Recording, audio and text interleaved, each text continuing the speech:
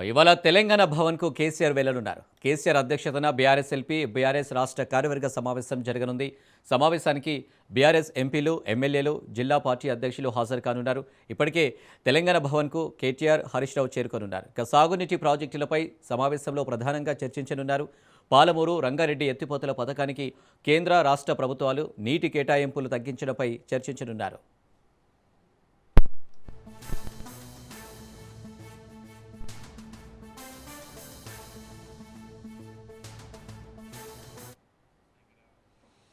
ప్రభుత్వ వైఫల్యాలపై పోరాటానికి గులాబీ దళం సిద్ధమవుతుంది. ఈ మేరకు ఉద్యమ కార్యాచరణ రూపొందించనున్నారు. నీటి కేటాయింపులపై ఉద్యమం చేయాలని కేసీఆర్ నిర్ణయించారు.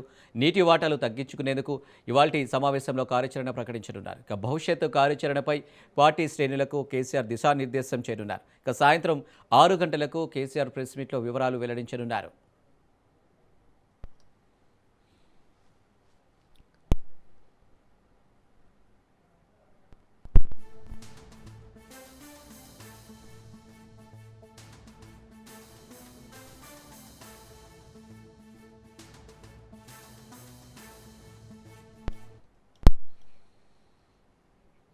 ఇవాళ తెలంగాణ భవన్కు కేసీఆర్ వెళ్లనున్నారు. కేసీఆర్ అధ్యక్షన బీఆర్ఎస్ ఎల్పీ, బీఆర్ఎస్ రాష్ట్ర కార్యవర్గ సమావేశం జరగనుంది. ఈ భేటీకి సంబంధించి మరిన్ని డీటెయిల్స్ మా ప్రతినిధి సైదులు తెలంగాణ భవన్ నుంచి లైవ్లో అందిస్తారు. సైదులు. అనిల్, మరి కాసేపట్లో కేసీఆర్ అధ్యక్షతన బీఆర్ఎస్ ఎల్పీ, అదేవిధంగా బీఆర్ఎస్ రాష్ట్ర కార్యవర్గ సమావేశం ప్రారంభం కానుంది. కొద్దిసేపటి క్రితమే తెలంగాణ భవన్కు చేరుకున్నారు బీఆర్ఎస్ వర్కింగ్ ప్రెసిడెంట్ కేటీఆర్తో పాటుగా మాజీ మంత్రి హరీష్ రావు, అదేవిధంగా ఉన్నటువంటి ఎమ్మెల్యేలు, అదేవిధంగా ఎమ్మెల్సీలు, మాజీ ఎంపీలందరూ కూడా తెలంగాణ భవన్కి చేరుకున్నారు. ఇక 1:40 నందినగర్ నివాసం నుంచి కేసీఆర్ తెలంగాణ భవన్కి వస్తారు. కేసీఆర్ రాగానే ఇక్కడ తెలంగాణ తల్లి విగ్రహానికి ముందుగా పూలమాల వేస్తారు, నివాళులు అర్పిస్తారు. అక్కడ నుంచి లోపలికి వెళ్తారు. వెళ్ళిన తర్వాత ప్రొఫెసర్ జయశంకర్ సార్ విగ్రహానికి నివాళులు అర్పించిన తర్వాత ఇక బీఆర్ఎస్ ఎల్పీ, అదేవిధంగా బీఆర్ఎస్ రాష్ట్ర కార్యవర్గ సమావేశం ప్రారంభం అవుతుంది. సో ఈ సమావేశంలో అనేక అంశాలు కేసీఆర్ చర్చిస్తారు. ప్రధానంగా నీటి వాటాలకు సంబంధించినటువంటి అంశం ప్రధానంగా చర్చకు వచ్చే అవకాశం కనిపిస్తుంది. దాని తర్వాత ఇక కేసీఆర్ మీడియా సమావేశం కూడా ఉంటుందని చెప్పేసి కూడా మనకి సమాచారం కొద్దిసేపటి క్రితమే అందింది. సో ఇక సాయంత్రం 6 గంటలకు ఈరోజు జరిగినటువంటి సమావేశం యొక్క ముఖ్య ఉద్దేశం, ఎందుకంటే బీఆర్ఎస్ ఎల్పీ సమావేశంలో చర్చించినటువంటి అంశాలు, అదేవిధంగా బీఆర్ఎస్ రాష్ట్ర కార్యవర్గ సమావేశంలో చర్చించినటువంటి అంశాలకు సంబంధించినటువంటి విషయాలన్నింటినీ కూడా ఈరోజు కేసీఆర్ మీడియా ముందుకు వచ్చి మాట్లాడతారని కూడా తెలుస్తుంది. సాయంత్రం 6 గంటలకి లేదంటే రాత్రి 8 గంటలకు కేసీఆర్ మీడియా సమావేశం ఉండే అవకాశం కనిపిస్తుంది. సర్వత్రా ఆసక్తి, ఎందుకంటే చాలా రోజుల తర్వాత మీడియా ముందుకి కేసీఆర్ వస్తున్నారు కాబట్టి కేసీఆర్ ఏం మాట్లాడతారు, ఏం చెప్పబోతున్నారు అనేది కూడా రాష్ట్ర ప్రజలందరూ కూడా ఎంతో ఆసక్తిగా ఎదురు చూస్తున్నారు. కాబట్టి చూడాలి కేసీఆర్ ఈసారి మీడియా సమావేశంలో ఏ అంశాలు ప్రధానంగా మాట్లాడే అవకాశం ఉందని చెప్పేసి కూడా. సో ఏదేమైనా బీఆర్ఎస్ ఎల్పీ సమావేశం అయితే మాత్రం మరి కాసేపట్లో అక్కడ 2 గంటలకి ఎగ్జాక్ట్లీగా 2 గంటలకి ప్రారంభమవుతుంది. ఆల్రెడీ ఎమ్మెల్యేలు, ఎమ్మెల్సీలు, ఎంపీలందరూ కూడా ఇక్కడికి చేరుకున్నారు. సో కాబట్టి బీఆర్ఎస్ రాష్ట్ర కార్యవర్గ సమావేశంలో మాత్రం అనేక అంశాలు చర్చకు వచ్చే అవకాశం కనిపిస్తుంది. ఎందుకంటే ప్రధానంగా కాంగ్రెస్ పార్టీ ఇచ్చినటువంటి హామీలపైన ప్రత్యేక ఫోకస్ బీఆర్ఎస్ పార్టీ చేయబోతుంది. ఎందుకంటే 2 ఏళ్ళు పూర్తి చేసుకుంది రాష్ట్ర ప్రభుత్వం కాబట్టి, సో ఇక మిగిలిన 3 ఏళ్ళే ఉంది కాబట్టి, సో ప్రత్యేకమైన ఆనాడు ఇచ్చినటువంటి హామీలపైన ప్రత్యేక ఫోకస్, హామీలు నెరవేర్చేంత వరకు కూడా ప్రజల వైపే ఉండాలని బీఆర్ఎస్ పార్టీ భావిస్తుంది. కాబట్టి ప్రజల వైపే ఉండి ప్రతిపక్ష పార్టీగా తన పాత్ర పోషించుకుంటూ సో ఖచ్చితంగా ప్రజా సమస్యలపైన రాష్ట్ర ప్రభుత్వం అవలంబిస్తున్న తీరుని నిరసించాలని ఆ విధంగా ముందుకెళ్లాలని చెప్పేసి కూడా భావిస్తుంది. కాబట్టి నీటి వాటా విషయంలో మాత్రం 2 బహిరంగ సభలకి ప్లాన్ చేసింది బీఆర్ఎస్ పార్టీ. ఖచ్చితంగా రంగారెడ్డి జిల్లాలో భారీ బహిరంగ సభ ఏర్పాటు చేయాలని చెప్పేసి కూడా చెప్తున్నారు. సో ఇప్పుడు మనకి మధ్యాహ్నం 2 గంటలకి ప్రారంభం అయిన తర్వాత ఈ సమావేశంలో ఈ యొక్క బహిరంగ సభకు సంబంధించిన కూడా చర్చ జరుగుతుంది. కాబట్టి ఈ అంశాలకు సంబంధించి సో బహిరంగ సభకి ఏ విధంగా ఉండాలి ఏంటనే దానిపైన కూడా కేసీఆర్ నాయకులకు ఒక దిశానిర్దేశం కూడా చేయబోతారు. సో ఇక కార్యవర్గ సమావేశాల్లో మాత్రం ఖచ్చితంగా ఇటు హైదరాబాద్లో పారిశ్రామిక భూములకు సంబంధించి రాష్ట్ర ప్రభుత్వం తీసుకొచ్చినటువంటి హిల్-టు-పీ పాలసీకి సంబంధించి ఉన్నటువంటి పారిశ్రామిక భూములన్నింటినీ కూడా అమ్మేసే ప్రయత్నం చేస్తున్నారని చెప్పేసి బీఆర్ఎస్ పార్టీ ఆరోపణ చేస్తుంది. సో దానిపైన ప్రధానంగా చర్చ జరిగే అవకాశం ఉంది. ఎట్టి పరిస్థితుల్లో కూడా ఆ భూములను అమ్మకుండా ఖచ్చితంగా ఆ భూములు ప్రజలకి అవసరం ఉండేలా, అంటే అది ఆసుపత్రులకు కానీ, స్కూల్స్ కానీ, పార్కులకు కానీ ఆ విధంగా ఉపయోగపడేలా ఉండాలని చెప్పేసి కూడా బీఆర్ఎస్ పార్టీ చెప్తూ వస్తుంది. కాబట్టి సో ఆ అంశాలు కూడా ప్రధానంగా చర్చ జరిగే అవకాశం కూడా కనిపిస్తుంది. దాని తర్వాత ఇక స్థానిక సంస్థల ఎన్నికల్లో గెలిచినటువంటి సర్పంచులందరూ కూడా శుభాకాంక్షలు కూడా కేసీఆర్ ఈసారి చెప్పే అవకాశం కనిపిస్తుంది. ఎందుకంటే స్థానిక సంస్థల ఎన్నికల్లో బీఆర్ఎస్ పార్టీ అవా కొనసాగిన నేపథ్యంలో అత్యధిక స్థానాల్లో బీఆర్ఎస్ పార్టీ కూడా కాంగ్రెస్ పార్టీకి ధీటుగా గెలిచింది. కాబట్టి సో వారందరికీ కూడా కేసీఆర్ శుభాకాంక్షలు కూడా చెప్పే అవకాశం కూడా కనిపిస్తుంది. కాబట్టి ఇదే ఉత్సాహంతో ముందుకెళ్లాలని చెప్పేసి కూడా బీఆర్ఎస్ పార్టీ భావిస్తుంది. కాబట్టి ఇక సభ్యత్వానికి సంబంధించి కూడా క్లారిటీ వచ్చే అవకాశం కనిపిస్తుంది. సభ్యత్వ నమోదు కార్యక్రమానికి సంబంధించి కూడా సో డేట్ కూడా కేసీఆర్ చెప్పే అవకాశం ఉంది. 2-3 విడతల్లో సభ్యత్వ నమోదు కార్యక్రమం పూర్తి చేయాలని చెప్పేసి బీఆర్ఎస్ పార్టీ భావిస్తుంది. కాబట్టి ఎప్పటి నుంచి సభ్యత్వ నమోదు కార్యక్రమం ఉండాలనేది కూడా ఈరోజు జరిగే సమావేశంలో కేసీఆర్ నాయకులకు చెప్పే అవకాశం కూడా కనిపిస్తుంది. కాబట్టి ప్రధానంగా ఈ అంశాలపైన ఎక్కువగా చర్చ జరిగిన తర్వాత ఫర్దర్గా అసలు బీఆర్ఎస్ పార్టీ ఇక రానున్న రోజులలో ఏ విధంగా ముందుకెళ్తుంది ఏంటి అనే అంశాలపైన కూడా ప్రధానంగా చర్చ జరుగుతుంది. కాబట్టి ఈ అంశాలన్నింటినీ కూడా చర్చించిన తర్వాత కేసీఆర్ మాత్రం మీడియా సమావేశం ఏర్పాటు చేసేందుకు సిద్ధమవుతున్నారు. కాబట్టి మీడియా సమావేశంలో అనేక అంశాలు కూడా కేసీఆర్ మాట్లాడతారని చెప్పేసి కూడా చెప్తున్నారు. సో మహిళలకు ఇచ్చినటువంటి హామీ, అదేవిధంగా నిరుద్యోగులకు ఇచ్చినటువంటి హామీ, సో ఈ అంశాలకు ప్రత్యేక ఫోకస్ బీఆర్ఎస్ పార్టీ చేయబోతుంది. సో కార్యాచరణకు సిద్ధమవుతుంది. క్షేత్రస్థాయిలో కాంగ్రెస్ పార్టీ పైన తీవ్ర ఒత్తిడి చేసేందుకు కూడా సిద్ధమవుతుంది. అందుకు ఖచ్చితంగా నిరసన కార్యక్రమాలు లాంటివి, అదేవిధంగా ధర్నాలు ఇలాంటివి అన్నీ కూడా ప్లాన్ చేయాలని చెప్పేసి కూడా బీఆర్ఎస్ పార్టీ భావిస్తుంది. కాబట్టి సో ఈ అంశాలకు సంబంధించి కూడా చర్చ జరిగే అవకాశం అయితే కనిపిస్తుంది. సో ఇక మరి కాసేపట్లో అంటే మనకి ఎగ్జాక్ట్గా మనకి 2 గంటలకి తెలంగాణ భవన్కి కేసీఆర్ చేరుకోగానే ఈ యొక్క సమావేశం ప్రారంభమవుతుంది. ఈ సమావేశం ఈ అంశాలన్నిటిపైన కూడా చర్చ జరుగుతుంది. చర్చ జరిగిన తర్వాత సాయంత్రం 6 గంటలకు కేసీఆర్ మీడియా సమావేశం ఉంటుంది. సో మనకి కొంతమంది బీఆర్ఎస్ పార్టీకి చెందినటువంటి నాయకులు కూడా ఉన్నారు. ఒకసారి మాట్లాడించే ప్రయత్నం చేద్దాం. మనకి బీఆర్ఎస్ పార్టీకి చెందినటువంటి కొందరు నాయకులందరూ కూడా ఉన్నారు. కాబట్టి వారిని సో చూద్దాం. హరీష్ రావు గారు చూస్తున్నాం మన విజువల్స్లో. ఇక మాజీ మంత్రి హరీష్ రావు వెళ్తున్నారు. ఇక కేసీఆర్ని రిసీవ్ చేసుకునేందుకు హరీష్ రావు వెళ్తున్నారు. విజువల్స్లో చూస్తున్నాం మనం. సో కేసీఆర్ మరి కాసేపట్లో రానున్న నేపథ్యంలో తెలంగాణ భవన్ నుంచి బయటికి ఆయన వెళ్తున్నారు. సో అక్కడ గేట్ దగ్గర ఎదురుస్తుంటారు. అక్కడ నుంచి కేసీఆర్ రాగానే వెంబడే స్వాగతం పలికి లోపలికి తీసుకొస్తారు. ఆ విజువల్స్ మనం చూస్తున్నాం.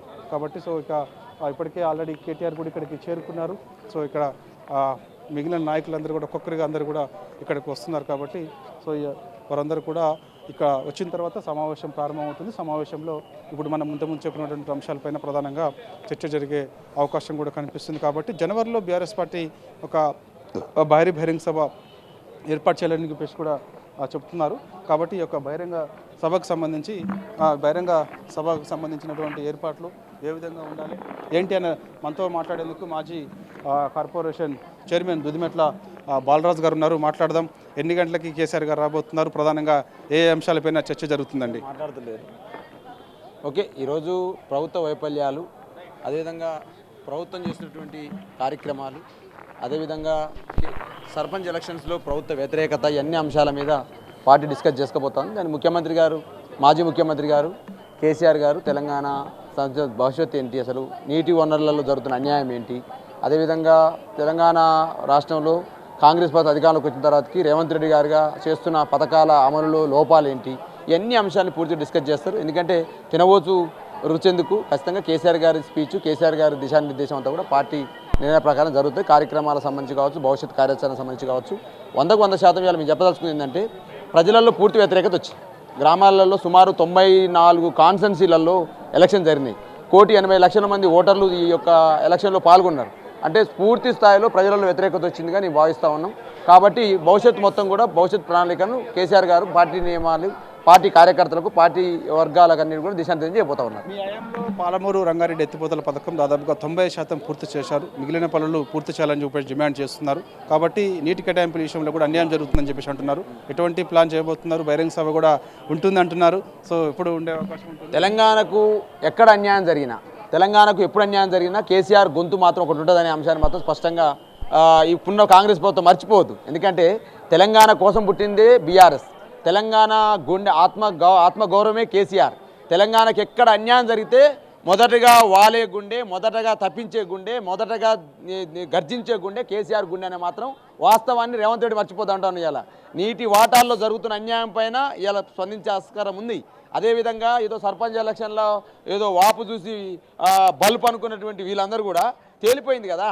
కాబట్టి కేసీఆర్ గారి నాయకత్వంలో డెఫినెట్గా గతంలో జరిగిన అభివృద్ధి ఏంది, ఈరోజు రేవంత్ రెడ్డి గారి నాయకత్వంలో జరుగుతున్నటువంటి విధ్వంసం ఏంటి, ఇవాళ రైతాంగం సంబంధించిన అంశాలు ఏంటి. నేను ఇంకో మాట కూడా మీకు చెప్తాను. ఇవాళ మహాత్మా గాంధీ పేరు తీసేసినని చెప్పేసి మాట్లాడుతున్నటువంటి రేవంత్ రెడ్డి గారు, మరి కేసీఆర్ కిట్ ఎట్ట తొలగించినావు, దళిత బంధు నెట్ట తొలగించినావు, బీసీ బంధు నెట్ట తొలగించినావు, న్యూట్రిషన్ కిట్ ఎట్ట తొలగించినావు, బతుకమ్మ చీరనెట్ట తీసేసినావు. మరి నువ్వు ఓకే ఈ అంశాలను తీసేసినావు.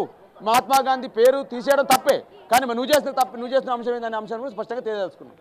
చూస్తున్నాం కదా, ఖచ్చితంగా ఇలాంటి అంశాలపైన ప్రత్యేక ఫోకస్ కేసీఆర్ చేయబోతున్నారు. ఎందుకంటే తెలంగాణకు జరుగుతున్నటువంటి అన్యాయం ఏదైతే ఉందో ఆ అన్యాయాన్ని చూసి ఎట్టి పరిస్థితుల్లో కూడా కేసీఆర్ చూస్తూ ఊరుకోడు. ఎందుకంటే తెలంగాణ నీటి వాటర్ విషయంలో ముఖ్యంగా పాలమూరు రంగారెడ్డి ఎత్తిపోతల పథకానికి సంబంధించినటువంటి విషయం, ముఖ్యంగా 45 టీఎంసీలు మాత్రమే కేంద్రం కేటాయిస్తామంటే రాష్ట్ర ప్రభుత్వం అసలు ఏ విధంగా ఒప్పుకుంటుందని దానిపైన కూడా మేము ఫోకస్ చేయబోతున్నాం.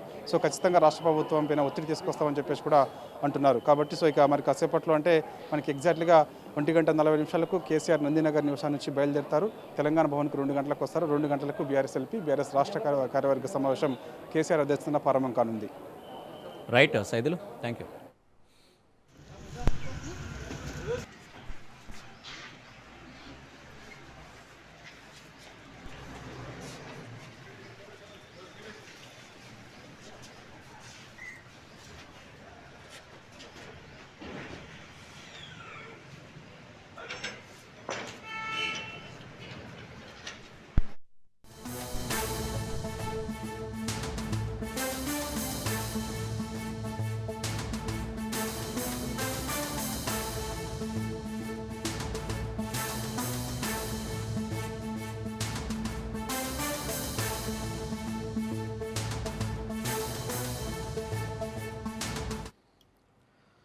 హైడ్రా కమిషనర్ రంగనాథ్ గన్మెన్ ఆత్మహత్యాయత్నం చేశాడు.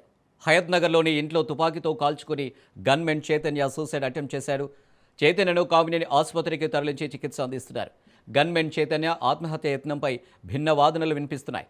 ఆర్థిక సమస్యలతోనే చైతన్య సూసైడ్ అటెంప్ట్ చేశాడని హైడ్రా కమిషనర్ రంగనాథ్ చెప్తుండగా, తన కొడుకి ఆర్థిక ఇబ్బందులు లేవని గన్మెన్ చైతన్య తండ్రి శివరాం ప్రసాద్ తెలిపారు.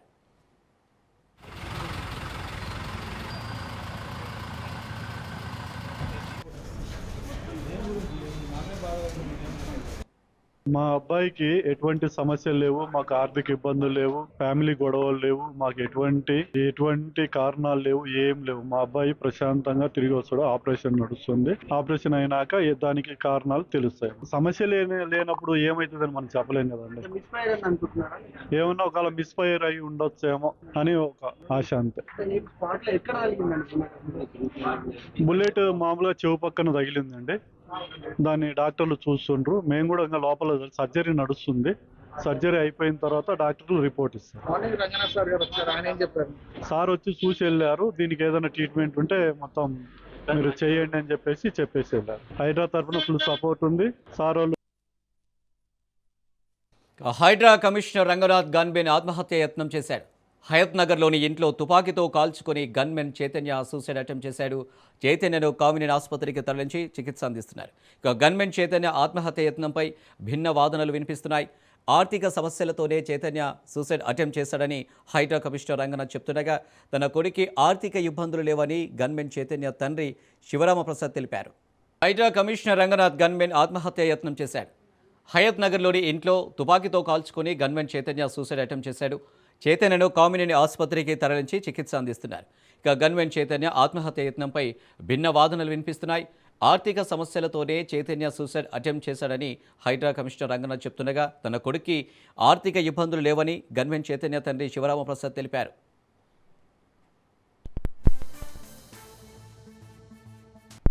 రైట్గా గన్మెన్ చైతన్య ఆత్మహత్య యత్నంపై మరిన్ని డీటెయిల్స్ మా ప్రతినిధి పవన్ లైవ్లో అందిస్తారు. పవన్, గన్మెన్ చైతన్య ఆత్మహత్య యత్నంపై అయితే భిన్న వాదనలు వినిపిస్తున్నాయి. ఏంటి అసలు డీటెయిల్స్? హాస్పిటల్లో సర్జరీ కొనసాగుతుంది. అయితే ఈ రోజు ఉదయం 6:30 ప్రధానంగా చూస్తే మాత్రము అతను ఒక సర్వీస్ రివాల్వర్ తో కూడా తల వెనుక భాగంలో డిసైడ్ చేసినట్టుగా దీనికి సంబంధించి పోలీసు ఒక ప్రెస్ నోట్ కూడా రిలీజ్ చేశారు. మొత్తానికి చూస్తే మాత్రము హైడ్రా కమిషనర్ రంగనాథన్ వద్ద యొక్క ప్రజెంట్ కొన్ని గన్మ్యాన్ గా పనిచేస్తున్న నేపథ్యంలో చూస్తే మాత్రము ప్రధానంగా అదే కొన్ని రోజుల నుంచి కూడా అతను క్రికెట్ కి సంబంధించి ఇందులో పూర్తిగా అంటే బెట్టింగ్స్ కావచ్చు, అంతేకాకుండా యాప్స్ సంబంధించిన నేపథ్యంలో ఈ యొక్క అతను పాల్పడుతున్నారు. అంతేకాకుండా ఇందులో చూస్తే మాత్రం ప్రధానంగా ఒక ప్రెస్ నోట్ కూడా రిలీజ్ చేసిన పరిస్థితి చూస్తున్నాము పోలీస్ సంబంధించిన నేపథ్యంలో. అతని యొక్క హైదరాబాద్ సంబంధించిన వ్యక్తిగా ఇప్పటికే హైదరాబాద్ సర్వీస్ సంబంధించిన వ్యక్తిగా తెలుస్తుంది. అయితే ఇందులో చూస్తే మాత్రం ఈ రోజు ఉదయం 6:30 ఏఆర్ కానిస్టేబుల్ గా సిఎస్డబ్ల్యూ లో పనిచేస్తున్న ముత్యాలపాటి కృష్ణ చైతన్య సన్నాఫ్ శివరామ ప్రసాద్ 33 సంవత్సరాలు. ఇతను ఏపీ ఏఆర్టీసీ కానిస్టేబుల్ గా పనిచేస్తున్నారు. అయితే ఆ యొక్క 2020 సంవత్సరం బ్యాచ్ కి సంబంధించిన ఇతను ప్రజెంట్లీ మాత్రము అతను రంగనాథ్ వద్ద ఈ యొక్క గన్మ్యాన్ గా పనిచేస్తున్నారు. అయితే అతను యొక్క సూర్యానగర్ యొక్క కాలనీలో అతను నివాసం ఉంటున్నాడు. అయితే ఈ యొక్క సర్వీస్ రివార్స్ తల వెనక భాగం సంబంధించి అతను కాల్చుకుని ఆత్మహత్యానికి పాల్పడినట్లుగా దీనికి సంబంధించి ప్రధానంగా ఇటు యొక్క పోలీసులు చెప్తున్నారు. వెంటనే కామినేని హాస్పిటల్ కూడా తరలించాము, అక్కడ ప్రజెంట్ యొక్క ట్రీట్మెంట్ కూడా పొందుతున్నారని మాత్రం ప్రధానంగా ఇటు పోలీసులు చెప్తున్న పరిస్థితి అనిపిస్తుంది. మరోవైపు చూస్తే అతనికి ఎలాంటి యొక్క కుటుంబ కలహాలు కావచ్చు, అంతేకాకుండా అప్పులు కావచ్చు, అంతేకాకుండా దీనికి సంబంధించి ఎలాంటి అతనికి లేవు. కానీ యొక్క ఎందుకు ఇలాంటి ఆత్మహత్యానికి పాల్పడ్డాడని మాత్రం తమకు కూడా తెలియదని చెప్పి ప్రధానంగా అయితే కుటుంబ సభ్యులు కూడా చెప్తున్నారు. అయితే చెప్తున్న నేపథ్యంలో చూస్తే మాత్రం ఇక్కడ హైదరాబాద్ సంబంధించిన రంగనాథ్ మాత్రం కొన్ని విషయాలు కూడా చూస్తున్న పరిస్థితి చూస్తున్నాము. అయితే అతని పరిస్థితి కొంత విషమంగా ఉంది. అతను ఆర్థిక సమస్యల కారణంగా యొక్క ఆత్మహత్యకు పాల్పడినట్టుగా దీనికి సంబంధించి ప్రధానంగా తెలుస్తుంది. అయితే దాదాపు 2 సంవత్సరాల నుంచి కూడా క్రికెట్ బెట్టింగ్ కావచ్చు, గేమింగ్ యాప్ లో పడడం వల్ల ఆర్థిక ఇబ్బందులకు కూడా గురి అవుతున్నాడు. అప్పుల కారణంగానే జీతంలో ఎక్కువ భాగం కూడా కట్ అవుతున్న పరిస్థితి చూస్తున్నాము. మరోవైపు చూస్తే అతను ఇప్పటికే సర్జరీ కొనసాగుతుంది. ఇంకా 3 గంటల సమయం కూడా సర్జరీ కొనసాగే అవకాశం కూడా కనిపిస్తుంది. అయితే కుటుంబ కలహాల నేపథ్యంలో హయత్ నగర్ సిఎస్ లో కూడా ఫిర్యాదు చేశారు కుటుంబ సభ్యులు. అప్పటి నుంచి కూడా అతను ఒంటరిగా ఉన్నట్టుగా తెలుస్తుంది. అంతేకాకుండా అతనికి ఒక నాడీ సంబంధిత వ్యాధితో కూడా బాధపడుతున్నట్టుగా తెలుస్తుంది. కానీ వీటిల్లో బాగానే ఉంటున్నాడని చెప్పి కూడా హైటాక్ సంబంధించిన యొక్క రంగనాథ్ చెప్పిన పరిస్థితి కనిపిస్తుంది. ఓవరాల్ గా చూస్తే ప్రజెంట్ మాత్రం ట్రీట్మెంట్ పొందుతున్నారు కృష్ణ చైతన్య. అంతేకాకుండా అతని ఆరోగ్య పరిస్థితి మాత్రం పూర్తిగా విషమంగా ఉన్నట్టుగా దీనికి సంబంధించి డాక్టర్లు చెప్తున్నారు. అయితే ఇప్పటికే కుటుంబ సభ్యులు హాస్పిటల్ కూడా చేరుకొని ముందరిగా విలపిస్తున్నారు. ఎందుకంటే ఈ యొక్క విషయంలో మాత్రం కృష్ణ చైతన్య ఎందుకు ఈ యొక్క సర్వీస్ రివాల్వర్ తో ఆత్మహత్యకు ఎందుకు పాల్పడ్డారు అనేది మాత్రం తమకు ఇంకా ఇప్పటికి కూడా తెలియదు. కానీ పోలీసులు మాత్రం ఇన్వెస్టిగేషన్ కూడా ప్రారంభించిన పరిస్థితి చూస్తున్నాం. మొత్తానికి మాత్రం కామినేని హాస్పిటల్ మాత్రం కృష్ణ చైతన్యకు సంబంధించిన నేపథ్యంలో చూస్తే ఇంకా 3 గంటల సమయం కూడా ఒక మెదడుకు సంబంధించి వెనుక భాగంలో ఒక బుల్లెట్ దూసుకెళ్లిన నేపథ్యంలో అతనికి సర్జరీ కొనసాగుతుంది. ఇంకా 3 గంటల సమయం తర్వాత అతని ఆరోగ్య పరిస్థితి ఎలా ఉంటుంది అనేది మాత్రం చెప్తామని చెప్పి మరోవైపు డాక్టర్స్ కూడా చెప్తున్నారు. కానీ కుటుంబ సభ్యులు మాత్రం ఎక్కడ కూడా తనకు ఆర్థిక ఇబ్బందులు కావచ్చు, క్రికెట్ బెట్టింగ్ సంబంధించి ఏది అలవాటు కూడా లేదు అనేది మాత్రం ప్రధానంగా ఇటు కుటుంబ సభ్యులు చెప్తున్నారు. మరోవైపు చూస్తే అతనికి ఆర్థిక సమస్యలు ఉన్నాయని చెప్పి కూడా దీనికి సంబంధించి ఇప్పటికే తెలుస్తున్న నేపథ్యంలో దానిపైన కూడా కుటుంబ సభ్యులు మండిపడుతున్నారు. అయితే చైతన్య అయితే ఎవరైతే కానిస్టేబుల్ ఏఆర్ కానిస్టేబుల్ ఉన్నారో అతని ఆరోగ్య పరిస్థితి మాత్రం విషమంగా ఉన్నట్టుగా తెలుస్తుంది. Right Pawan, thank you.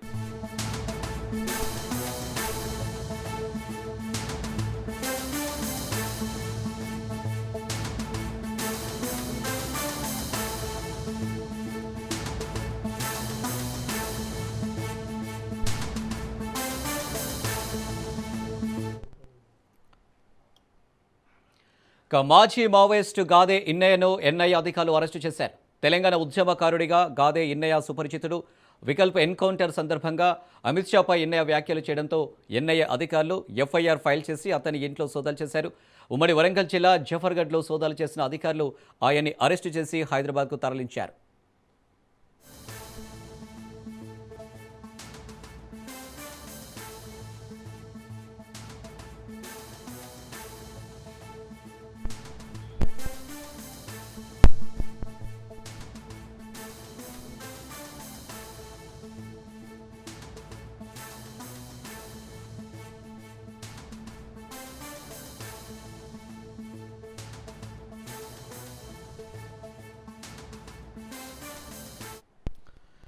మాజీ మావోయిస్టు గాదే ఇన్నయ్యను ఎన్ఐఏ అధికారులు అరెస్టు చేశారు. తెలంగాణ ఉద్యమకారుడిగా గాదే ఇన్నయ్య సుపరిచితుడు.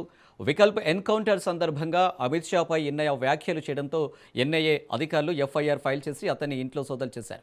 ఉమ్మడి వరంగల్ జిల్లా జఫర్గఢ్లో సోదాలు చేసిన అధికారులు ఆయన్ని అరెస్టు చేసి హైదరాబాద్ తరలించారు. ఎన్ఐఏ అరెస్టుకు సంబంధించి మరిన్ని డీటెయిల్స్ మా ప్రతినిధి చంద్రశేఖర్ అందిస్తారు. చంద్రశేఖర్. అనిల్, ఏదైతే మాజీ మావోయిస్టు సామాజిక కార్యకర్త గాదే ఇన్నయ్యను ఇప్పుడే కొద్దిసేపటి క్రితం ఎన్ఐఏ అధికారులు అయితే అరెస్ట్ చేశారు. ముఖ్యంగా జాఫర్గఢ్ లోని జనగామ జిల్లా జాఫర్గఢ్ లోని తన ఇంట్లో అరెస్ట్ చేసి హైదరాబాద్ కి అయితే తరలిస్తున్నారు ఎన్ఐఏ అధికారులు. ముఖ్యంగా మావోయిస్టు భావజాలాన్ని వ్యాప్తి చేసినందుకు ఊపా చట్టం కింద కేసులు నమోదు చేశారు. ఇన్నారెడ్డి ఇంట్లోని తన ఆశ్రమంలో సోదాలు నిర్వహించిన అనంతరం తనని అదుపులోకి తీసుకున్నారు. అదుపులోకి తీసుకున్న తర్వాత తనకి తన కుటుంబ సభ్యులతో పాటు తన లాయర్ కూడా సమాచారం ఇచ్చే విధంగా ఏర్పాటు చేశారు. ముఖ్యంగా తనను అదుపులోకి తీసుకోవడానికి ముందు కొంత దర్యాప్తు చేసి అరెస్ట్ మెమోని కూడా జారీ చేశారు. దాని దర్యాప్తులో వారు చెప్పింది ఏంటంటే మాజీ మావోయిస్టు నేత రామచంద్రారెడ్డి అలియాస్ వికల్ప్ అంతిమ అంత్యక్రియలలో తను పాల్గొనడం జరిగింది. ఆ అంత్యక్రియలో పాల్గొన్న తర్వాత తనకు కొంత మావోయిస్టులను ఉద్దేశించి మాట్లాడడం జరిగింది. మావోయిస్టు సానుభూతి పరుడుగా మావోయిస్టు ప్రభుత్వం నిషేధించిన మావోయిస్టు తరఫున తను కొన్ని ఘాటైన వ్యాఖ్యలు చేయడం జరిగింది. ఇటు అమిత్ షా పైన, కేంద్ర ప్రభుత్వం పైన కూడా కొంత ఘాటుగా విమర్శలు చేసిన నేపథ్యంలోనే ఎన్ఐఏ అధికారులు తనకి మావోయిస్టులతో సంబంధాలు ఉన్నాయన్న నేపథ్యంలోనే విచారించి అరెస్ట్ చేసినట్లుగా అయితే అరెస్ట్ మెమోలో తెలిపారు. గత కొద్ది రోజుల క్రితం కూడా తను ఏదైతే మరణించిన మావోయిస్టు హిడ్మా ఇంటికి కూడా వెళ్ళాడు. ఛత్తీస్గఢ్ లోని పూవర్తి గ్రామానికి వెళ్ళి హిడ్మా కుటుంబ సభ్యులను కలవడం జరిగింది. హిడ్మా వాళ్ళ అమ్మను, అలాగే హిడ్మా యొక్క అన్నను, హిడ్మా యొక్క బంధువులను కూడా కలిసి అక్కడ కొంత మాట్లాడటంతోనే మావోయిస్టులకి ఈ ఇన్నయ్యకి సంబంధాలు ఉన్నాయి. మావోయిస్టు సానుభూతి పడుగా ఒక నిషేధిత మావోయిస్టుతో సంబంధాలు పెంచుకొని వారికి కొంత సహకరిస్తున్నట్లుగానే ఎన్ఐఏ అనుమానాలు వ్యక్తం చేసింది. ఈ నేపథ్యంలోనే జాఫర్గఢ్లోని ఇన్నయ్య అలియాస్ ఇన్నారెడ్డి వాళ్ళ ఇంటికి రావడం, అక్కడ సోదాలు నిర్వహించి అక్కడున్న వారి సమాచారం మేరకు వారు తనని అరెస్ట్ చేసినట్లుగా కూడా అక్కడ వారి కుటుంబ సభ్యులకు తెలిపిన తర్వాత ప్రస్తుతం తనని హైదరాబాద్ కు తరలిస్తున్నారు. ప్రస్తుతం జనగామ దాటినట్టుగా మనకు వార్తలు వస్తున్నాయి. ఒక్కసారిగా ఎన్ఐఏ అధికారులు చేసిన ఎన్ఐఏ అరెస్ట్ తో ఒక్కసారిగా వరంగల్ మొత్తం ఉలిక్కిపడింది. మనం చూడొచ్చు, గత కొద్ది రోజులుగా ఈ కగార్ వల్ల మావోయిస్టులకు తీవ్ర ఇబ్బందులు ఎదురవుతున్నాయి. ఛత్తీస్గఢ్ లో వరుస దాడులతో, ఎన్కౌంటర్లతో మావోయిస్టులు మృతి చెందుతున్నారు. ఇటు మావోయిస్ట్ కేంద్ర కమిటీ హైకమాండ్ లక్ష్యంగా తీసుకున్నట్టు ఇటు దాడులు నిర్వహిస్తుండటంతో అనేక ఎన్కౌంటర్ లో భారీగా నష్టం జరుగుతుంది. ఈ నేపథ్యంలో మావోయిస్టు కొంత ఛత్తీస్గఢ్ నుంచి ఇటు వేరే ప్రాంతానికి తగిలి వెళ్ళి వచ్చినట్లుగా వారు సేఫ్ జోన్ లో ఉన్నట్లుగా అయితే కొంత కేంద్ర ప్రభుత్వ నిఘా సంస్థల దగ్గర పూర్తి సమాచారం ఉంది. ఈ నేపథ్యంలో సేఫ్ జోన్ లోకి వచ్చిన వారితో కొంత ఈ మావోయిస్టు సానుభూతి పరులైన ఇన్నారెడ్డి వారితో కొంత వారికి సహకారాలు అందిస్తున్నట్లుగానే పూర్తి సమాచారంతోనే ఈ యొక్క అరెస్ట్ జరిగినట్లయితే మనకు తెలుస్తుంది అని. చంద్రశేఖర్, చూడొచ్చు ఒకవేళ ఎన్ఐఏ అధికారులు ఇప్పుడు అరెస్ట్ చేసిన నేపథ్యంలో ఎన్ఐఏ ఏమైనా స్పందించారా, ఏమైనా చెప్తున్నారా? ఫస్ట్ ఇన్నారెడ్డిని వాళ్ళ ఇంటికి వచ్చి ఇన్నారెడ్డిని హస్బలో తీసుకోవడం జరిగింది. సోదాలు నిర్వహించిన తర్వాత ఇన్నారెడ్డితో విచారించిన తర్వాత ఇన్నారెడ్డికి పూర్తి అవకాశం కల్పించారు. ఇటు వారి కుటుంబ సభ్యులతో మాట్లాడమే కాదు, తనకు కొంత లీగల్ సహాయం తీసుకోవడానికి కూడా కొంత లాయర్ని కూడా మాట్లాడుకునే విధంగా కొంత సహకారం ఇచ్చారు. ఇన్నయ్య ప్రస్తుతానికి ఏమీ చెప్పట్లేదు. కొంత మీడియా ప్రతినిధులు వెళ్తుంటే ఇద్మా కుటుంబానికి దగ్గరికి వెళ్ళడం జరిగినట్లుగా అయితే ఇన్నయ్య చెప్పడం జరిగింది. అక్కడ ఎలాంటి మీడియా వాళ్ళ సాన్నిధ్యంతో వారికి వెళ్ళడం జరిగింది అన్నట్లుగా అయితే అక్కడ ఇన్నారెడ్డి చెప్పినట్లుగా మనకైతే ఇన్ఫర్మేషన్ ఇస్తుంది. అంతేకాదు ఇటు ఎవరైతే రామచంద్రారెడ్డి అంత్యక్రియలలో తను కొంత ఘాటుగా స్పందించడం, అది కొంత ప్రజల స్పందన ప్రకారం నేను మాట్లాడాను. ఒక పక్క మావోయిస్టులు లొంగిపోతామంటుంటే కూడా కేంద్ర ప్రభుత్వం వారిని ఎన్కౌంటర్లు చేస్తున్న నేపథ్యంలోనే కొంత ఘాటుగా మాట్లాడాను. అంతే తప్పించి నాకు అలాంటి సంబంధాలు ఏవీ లేవు. కొంత వారి పట్ల మీడియా వారితో కలిసి వెళ్ళడం జరిగింది. అంతే తప్పించి వారికి ఎలాంటి సంబంధం లేదని ఎన్ఐఏ చెప్పినట్లుగా అయితే మనకి సమాచారం అందుతుంది. ముఖ్యంగా ఎన్ఐఏ వాళ్ళు కూడా పూర్తి ఇన్ఫర్మేషన్ తోనే వచ్చినట్లయితే మనకి సమాచారం. ఎందుకంటే ఇన్నారెడ్డి మాజీ మావోయిస్ట్ కావటం, అంతేకాదు ఇప్పుడున్న పరిస్థితులలో మావోయిస్టుకి కొంత ఛత్తీస్గఢ్ లో ఎదురు దెబ్బ తగ్గుతున్న క్రమంలో వారు కొంత సేఫ్ జోన్ కి రావాలనుకున్నప్పుడు కొంత తెలంగాణ వైపు కూడా మావోయిస్టులు వచ్చినట్లుగా ఇటు ఎన్ఐఏ వర్గాల దగ్గర పూర్తి సమాచారం ఉంది, కేంద్ర నిఘా వర్గాల దగ్గర కూడా పూర్తి సమాచారం ఉంది. ఆ విధంగా వచ్చిన మావోయిస్టులకి కొంత వీరు సహాయ సహకారాలు అందిస్తున్నారు. వారికి కొంత నిత్యావసరాలతో పాటు కొంత వారికి సహాయ సహకారాలు అందించే విధంలో వీళ్ళ పాత్ర ఉంది అని పూర్తి ఇన్ఫర్మేషన్ తోనే ఇటు ఒక ప్రభుత్వం నిషేధించిన మావోయిస్ట్ సంస్థకి వీళ్ళు సహకరిస్తున్నారు. కాబట్టి పూర్తి విచారణ ఆ విచారణ తేలింది కాబట్టి వారిని మేము అదుపులోకి తీసుకుంటున్నాం అన్నట్లుగా అయితే వారి కుటుంబ సభ్యులకు తెలపడం జరిగింది. అని చంద్రశేఖర్, ఈ అరెస్టు కేవలం వికల్ప ఎన్కౌంటర్ సందర్భంగా అమిత్ షాపై చేసిన వ్యాఖ్యలకు సంబంధించి అనుకోవచ్చా, లేదంటే గతంలో కొన్ని సందర్భాలుగా ఎన్కౌంటర్ జరిగింది, ఆ ఎన్కౌంటర్లకు సంబంధించి కూడా ఇతనిపై అరెస్ట్ ఏమైనా జరిగిందా? అయితే మనం అనుకోవచ్చు ఇప్పుడు మావోయిస్టులు ఏదైతే లక్ష్యంగా కేంద్ర ప్రభుత్వం కొద్దిగా సీరియస్ గానే ముందుకు వెళ్తుంది. ఏ ఒక చిన్న అవకాశం ఉన్నా వాడుకొని మావోయిస్ట్ రహిత భారత్ గా తయారు చేయాలని మావోయిస్ట్ రహిత భారత్ లక్ష్యంగా అయితే కేంద్ర ప్రభుత్వం అడుగులు వేస్తుంది. ఆ విధంగానే వారి చర్యలు కూడా ఉంటున్నాయి. ఒక పక్క మావోయిస్టులు తుడిపుట్టించాలనే నిర్ణయం అయితే కేంద్రం స్ట్రాంగ్ గా తీసుకుంది. ఈ నేపథ్యంలోనే ఎక్కడైనా మావోయిస్టులకి కొంత సహకారం అందుతుంది, ఎక్కడి నుంచి వారికి కొంత వారికి సహాయ సహకారాలు అందుతున్నాయి. ఫస్ట్ ఆ సహాయ సహకారాలు అందకుండా చేయాలనే లక్ష్యం అయితే ఉంది. ఎందుకంటే ఒక పక్క వర్ష ఎదురు దెబ్బలతో పట్టుకోల్పుతున్న మావోయిస్టులు పూర్తిగా లొంగిపోవాల్సిన పరిస్థితి ఏర్పడింది. ఒక పక్క భారీగా లొంగుబాట్లు జరుగుతున్నాయి. ఒక పక్క అగ్రనాయకత్వం కూడా ఎన్కౌంటర్ లో మృతి చెందడమే కాదు, కొంతమంది అగ్రనాయకులు కూడా లొంగి నేపథ్యంలో మరికొంతమంది అగ్రనాయకులకి ఎవరైతే ఉన్నారో వారి సేఫ్ జోన్ లోకి వచ్చినప్పుడు వీరు వారికి సహకరిస్తున్నారు అన్నట్టుగా ఏకగ్రహమైన ఏదైతే రామచంద్రానికి అంత్యక్రియలు జరిగినప్పుడు అక్కడ తను మాట్లాడిన మాటలతో ఇతనికి మావోయిస్టు సంబంధాలు ఉన్నాయి. ఈ సంబంధాల నేపథ్యంలోనే ఇన్నయ్య కొంత వారికి సహకరిస్తున్నారు. ఇలాంటి ఏదైతే అర్బన్ నక్సలైట్లు ఎవరైతే ఉన్నారో వారిని కట్టడి చేస్తేనే మావోయిస్టు రైతు భారత్ లక్ష్యం సాధిస్తుంది.